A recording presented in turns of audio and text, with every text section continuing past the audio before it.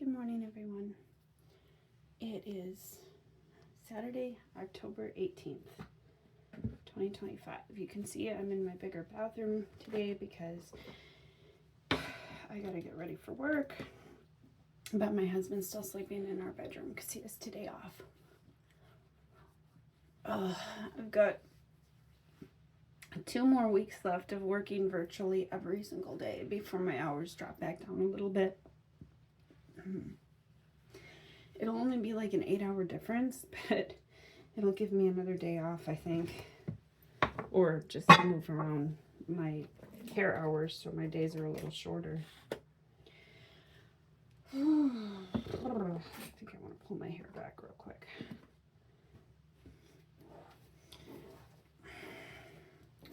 I definitely need to bleach my roots again soon. The only problem is I don't have any bleach right now. So it's gonna have to wait. I thought about doing TikTok live again, but I don't know if somebody's gonna wake up and need the bathroom, so I'm not gonna, because chances are if one of the kids gets up, they're gonna want to use this bathroom. So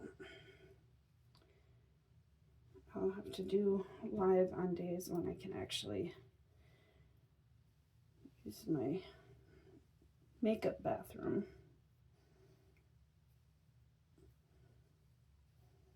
That's one of the hard things about having a big family, is 2 bathrooms isn't always enough.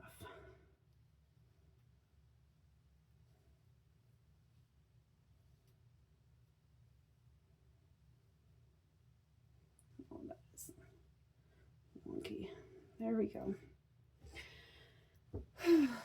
Anyway, look at that. Even though, like, I've got some pudge here, you know, having 10 kids and extra skin and all that, but you can see that I do have muscles.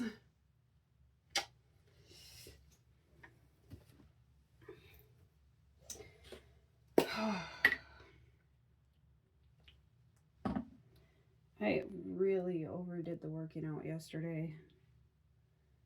I worked out on TikTok Live and got quite a few viewers, which was really cool, but I overdid it. I pulled this muscle right here in my hip. Oh my goodness, it hurts. I'm limping. I didn't notice the pain right away, and I don't know if I pulled it while I was working out or while I was speed walking to work. It didn't start to hurt until later in the day when I was like on my way back from work. But that was only my first job. So I had to, part of my other job is we go for a walk every day. So every caregiving company that I work for is a little bit different. One of them wants me to get my client out moving, walking, doing stuff outside of the house. So that's what we do. Every day we go for a walk, we go somewhere, we do things. The other one, I'm not actually allowed to take them anywhere. So we stay at their house. Every single caregiving company has different rules. Different rules, different goals, different expectations for workers. Like some companies, I'm allowed to do more nursing related things. Other companies, I'm not. One company I worked for would have me give meds. This was years ago. Other companies, that's a big no. One company I'd be allowed to do like feeding tubes and stuff, which is something I already know how to do anyway because my son had a feeding tube. Other companies, not allowed to. It's all different. So whenever my client or my client's family asks me if I can do something, I always have to check with the boss of whichever company I'm working for at that moment. But so for my second job of the day, we go for a walk. I suppose that's technically my first job because I had that job before, and that job's gonna last longer. At least that's the plan right now. But we'll say second because it's the second one I'm going to for the day yesterday. So we went for a walk, and that's when I started really feeling the pain in my hip. And by the time we got back, I was limping. By the time I got home for the day, I could barely walk. My husband's always like, why do you do this to yourself? Well, I didn't mean to overdo it, but I work out hard because I cannot let my body fail. I have to be strong for all these kids that I have. It used to be, I had to be strong because I was always carrying my son, like I had to. Especially towards the end of his life, he couldn't sit up in his wheelchair anymore. He would gag on his own spit, so he couldn't sit. He could only lay down. So I carried him. And anyway, we never had like a Hoyer lift or anything like that. We didn't have space for it, and we had his bed like only an inch off the floor so he could crawl in and out of it because he was able to crawl, and I did my best to facilitate the movement that he could do. And so I was always lifting him up off the floor basically. And he was about the size of a 6-year-old. He got to be about 70 pounds before he got really sick, and then when he died, he was only about 60 pounds. But he always needed his diaper changed, you know. He was incontinent his whole life.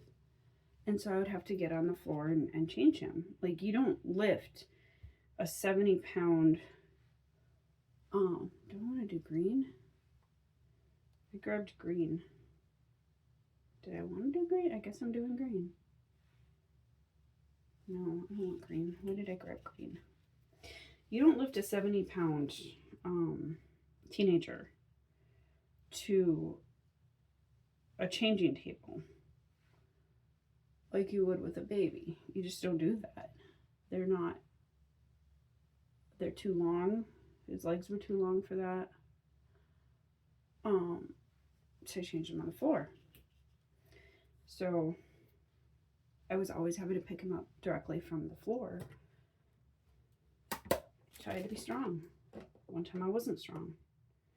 Shortly after my twins were born, my uterus was falling out of me and I was not strong.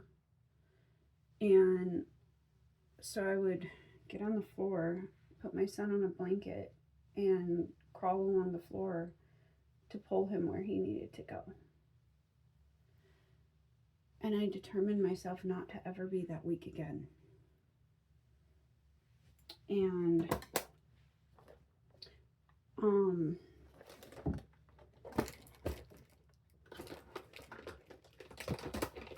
when I first started working out, I definitely couldn't lift like I do now. And one time I injured myself pretty bad because I had 5-pound ankle weights and I jumped it up to 15 pounds too fast. And I was doing stair steps for way too long. And I screwed up a disc in my back for a while. Fortunately, that got better. But it was basically, I felt like sent back to square one. And I hated it. I was in so much pain. My back hurt every day. I was in just awful, awful pain. I had an MRI done. When I went to the doctor originally, I was not seeking pain meds. I was like, give me an MRI, give me a scan, figure out what's wrong with my back. I didn't want pain meds because pain meds, anytime I've been on anything that's like strong pain meds, it screws me up. It makes me feel gross. Like I get a headache. I can't function. I didn't want that. The doctor was like, no, and he gave me pain meds. Pain meds and steroids. The steroids almost stopped my heart. By the third dose, my heart was like thud, thud, thud. I looked up online and it said that that steroids can deplete potassium, so I had a bunch of potassium. I stopped taking it. I stopped taking the pain meds, and I was like, I stopped taking the steroids, and I was like, I can't take this stuff. It was about 4 hours for the steroids to kind of wear off, and my heart went back to normal. It was terrifying. I wanted to go to the hospital, but my husband wouldn't take me because I had to work in the morning. So I just held on for dear life and prayed. I was scared to drive because I was in too much pain, and I was scared I was going to get in a crash if my heart failed. Anyway, I ended up being okay, thank God. And I had also taken the pain meds that they gave me, and it just made me feel gross. I had felt swimmy. I couldn't function at all. So I didn't take them. A couple of months go by. I'm still in a lot of pain. I'm still doing that having to crawl on the floor thing. And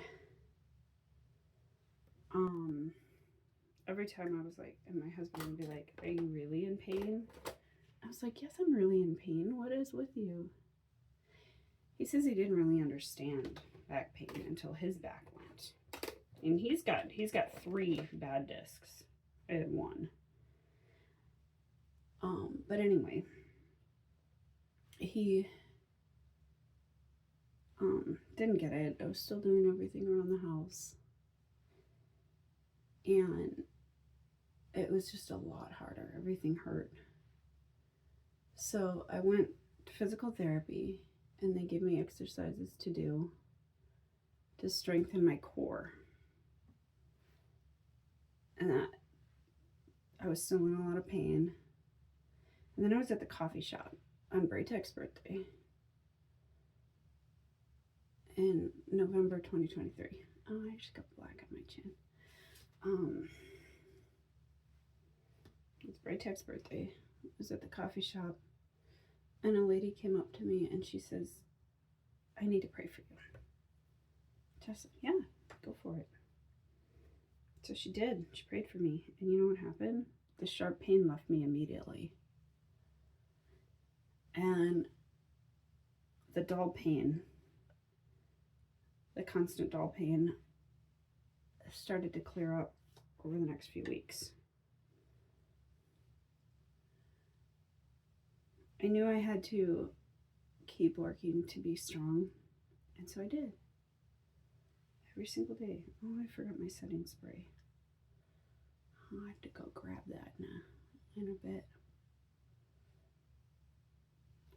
At the time, I started out with 3-pound weights, and now for some exercises, I'm at 30-pound weights. Yeah, I left my setting spray in the other room. That's annoying. I will never allow my body to be as weak as it was. And that means pushing the limits all the time. Sometimes I push myself a little too far.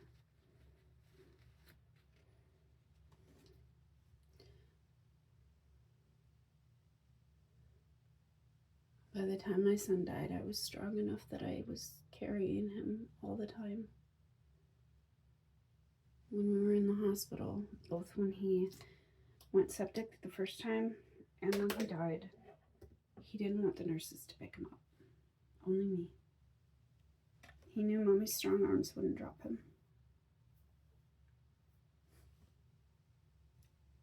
So every day, push myself to be strong for him, even though he's not here anymore. I want my arms to be strong enough that if he ever were to come back, I know he can't come back. Logically, I know he can't. But I tell myself if he could, I'd be strong enough to carry him.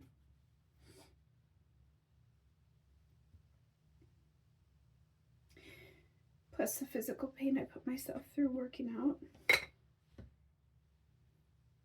is a lot easier than the emotional pain of missing my son.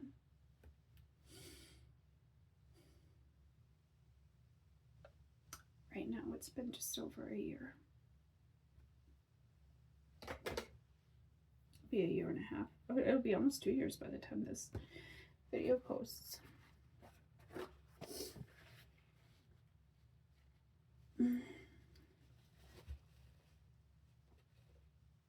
It hurts every day. The physical pain I put my body through to be stronger helps. It helps.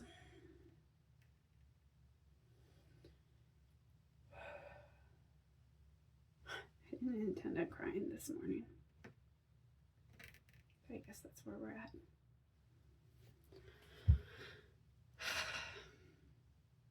I'll see you guys soon.